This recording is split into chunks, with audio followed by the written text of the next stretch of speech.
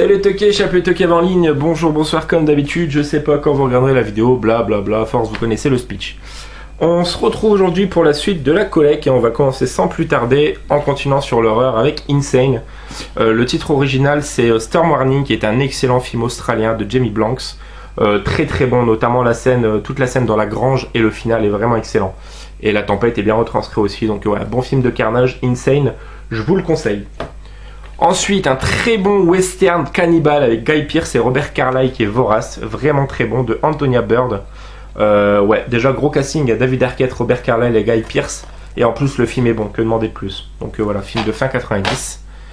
Ensuite, le cultissime film de Ruggero Deodato, Cannibal Holocaust, qui est le film de cannibale sûrement le plus connu, avec Green Inferno, que je n'ai toujours pas vu. Hein. Je pense que je me ferai une séance avec Cannibal Holocaust, enchaîné avec Green Inferno, en mangeant. Et oui, on est des fous. Ensuite, Des serpents à bord, qui est le pendant de Des serpents dans l'avion, sauf que là, ça se passe à bord d'un sous-marin. Donc avec le regretté Luc Perry et Tom Béranger. Donc voilà, qui est une production, je crois, Asylum. Non, même pas, FIP. Voilà, donc Des serpents à bord. Ensuite, La Dame en Noir 2. Je crois que La Dame en Noir 1 est plus loin, je suis pas sûr. Je sais même pas si je l'ai en fait. Donc La Dame en Noir 2, à suite directe du premier, qui n'a pu Daniel Radcliffe. Donc production des films de la Hammer, ça je savais pas par contre. Donc voilà, donc on retrouve quand même le côté Hammer avec la maison derrière. Ensuite, nous avons un très bon survival, All the Boy Love Mandy Lane, de Jonathan Lane, pardon, qui est vraiment excellent, un bon petit divertissement. Je le conseille aussi celui-là. The Barber, un des films des frères Cohen, un film d'enquête, policier, tout ça, que j'avais trouvé dans une superbe édition. Toujours pas vu, mais ouais, les frères Cohen... Je suis pas fan de tout ce qu'ils font, étonnamment Fargo j'ai pas aimé, pourtant c'est un des plus connus et un des plus appréciés. Mais vous le savez, je suis pas comme tout le monde. Ensuite, une trilogie avec l'excellent premier Darkman de Sam Raimi, donc avec Liam Neeson, le premier est vraiment très bon. Et je n'ai pas vu les suites, mais Sam Raimi n'est plus à la direction, il est qu'en production. Voilà, c'est Bradford May qui les réalise, donc Darkman 2 et Darkman 3. Le premier est vraiment bon en tout cas. Ensuite, j'ai détesté ce film, production Blumhouse, franchement j'ai détesté. Action vérité, vraiment très mauvais, des jumpscares qui puent du cul, final qui veut rien dire, un des plus mauvais films Blumhouse que j'ai vu. Ensuite, pas vu mais je sais qu'il est très bon, de Sergio G. Chances, produit par Bayona, donc Le Secret des Marrowbones, notamment c'est toi Tanguy, je crois qu'il a adoré ce film. Donc ouais, puis c'est avec, je crois c'est Stevie, je crois dans Stranger Things. Donc voilà.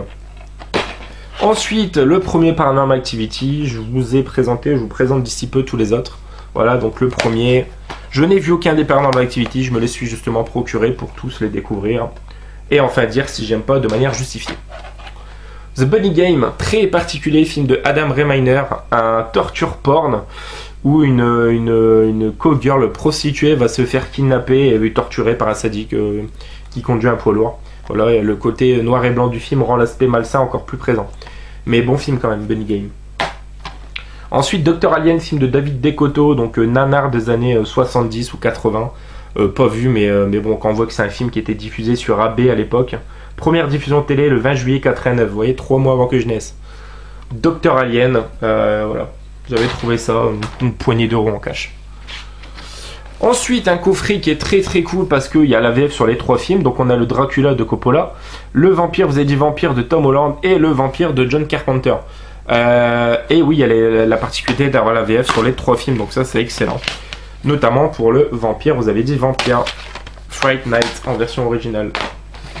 The Ward, qui est un des derniers films de John Carpenter, qui paraît-il est pas terrible, avec Amber Heard.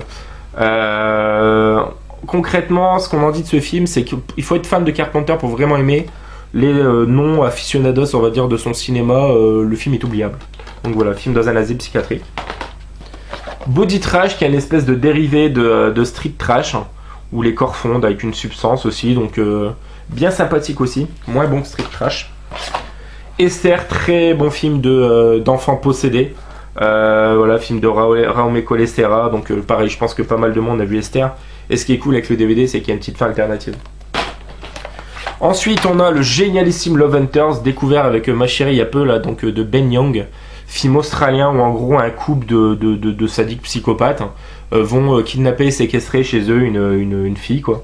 Et elle va tout faire pour tenter de leur échapper. C'est vraiment, vraiment excellent, Love Hunters. À l'époque, c'est Mademoiselle Latino qui l'avait conseillé dans une de ses vidéos. Et j'avais vraiment pas été déçu. Un autre excellent film français de Abel Ferry, Vertige.